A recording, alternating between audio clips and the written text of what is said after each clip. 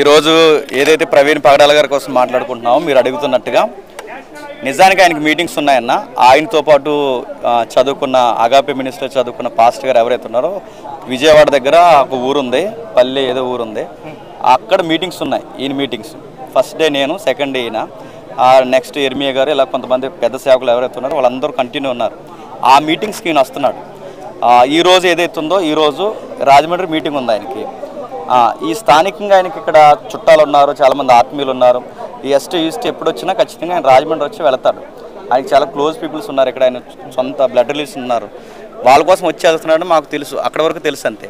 అయితే ఈ బండి మీద ఎందుకు వచ్చారన్నది మాకు పెద్ద ప్రశ్న. ఆయన బండి మీద ఎందుకు వచ్చారు? ఆయన ఖరీదైన కార్లు ఉన్నాయని చెప్తున్నారు. ఆయన చాలా అనేక కంపెనీలకు కూడా ఓనర్ అని చెప్తున్నారు పాస్టర్ గారి కంటే కూడా.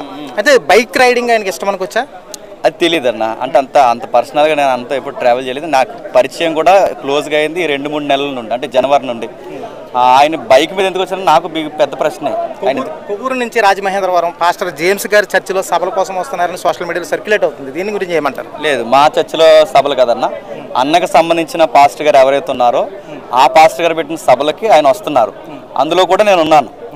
కాకపోతే సహజంగా ఈ మధ్యకాలంలో అన్నయ్య నేను ఎక్కువ కలిసి కనబడడం వల్ల ఆయన నా దగ్గరకు వస్తున్నారు. బహుశా పొరపాటు పడుతున్నారేమో. ఆయన వచ్చింది మా దగ్గర సభలు ఏమి లేవన్న. మాకు ఇక్కడ స్థానికంగా ఎక్కడ ఏ సభలు పెట్టట్లేదు. జరిగే సభలు ఏవైతే ఉన్నావో అక్కడ మనకి వెస్ట్ గోదావరి, అలాగే విజయవాడ, కృష్ణా జిల్లా అక్కడ జరుగుతున్నాయి సభలు. అక్కడికి వస్తూ రాజమండ్రి వచ్చాడు. ఎందుకంటే ఆయన ఏదో ఆయనకు సొంతంగా ఇక్కడ ప్రాపర్టీ ఉంది, చుట్టాలు ఉన్నారు, కలవడానికి వస్తున్నాడు ఏం. బహుశా బండి మీద ఎందుకు వచ్చినంత ప్రశ్న. ఇంకొకటి, ఆ బండి మీద వస్తున్నప్పుడు టోల్గేట్కి ముందే ఆయన యొక్క లైట్, బండికి సంబంధించిన హెడ్ లైట్ అంతా పూర్తిగా పగిలిపోయింది. అది ఎవరు పగలగొట్టేసినట్టు, అదేదో బలమైన రాడ్లతో కొట్టినట్టు మాకు కనబడుతుంది. ఆ సిగ్నల్ లైట్ మాత్రమే వేసుకుని వచ్చాడు ఆయన.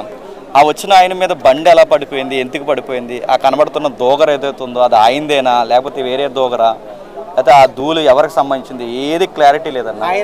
ఆయన మృతిపై అనేక అనుమానాలు వ్యక్తమవుతున్నాయి. అక్కడ కొన్ని కర్రలు దొరికినాయని, రక్తపు మరకలతో ఉన్నటువంటి చెక్క ముక్కలు దొరికినాయని అనేక విధాలుగా చెప్తున్నారు, చాలామంది సేవకులు చెప్తున్నారు. దీన్ని ఎలా చూడొచ్చు? అదే అంటే మాకు సోషల్ మీడియాలోంచి ముందు నుండి కూడా ఆయన చంపుతామని డైరెక్ట్గా పెట్టిన వీడియోలు ఉన్నాయి.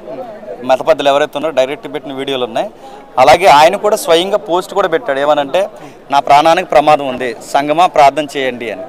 ఈ 2-3 నెలలు ఈ పోస్టులు, ఈ వీడియోలు మేము చూసినప్పుడు మాకు వాళ్ళు అన్నారు డైరెక్ట్గా, మా ప్రాణం ఉండగా నువ్వు ప్రాణాలతో ఎలా ఉంటావు మేము చూస్తాం, నీ నాలుక ఎలా మాట్లాడుతుందో, నీ కళ్ళు పీకేస్తాం, రకరకాలుగా ఇంకా అమ్మ నాన్నని ఘోరంగా తిట్టారు వాళ్ళు.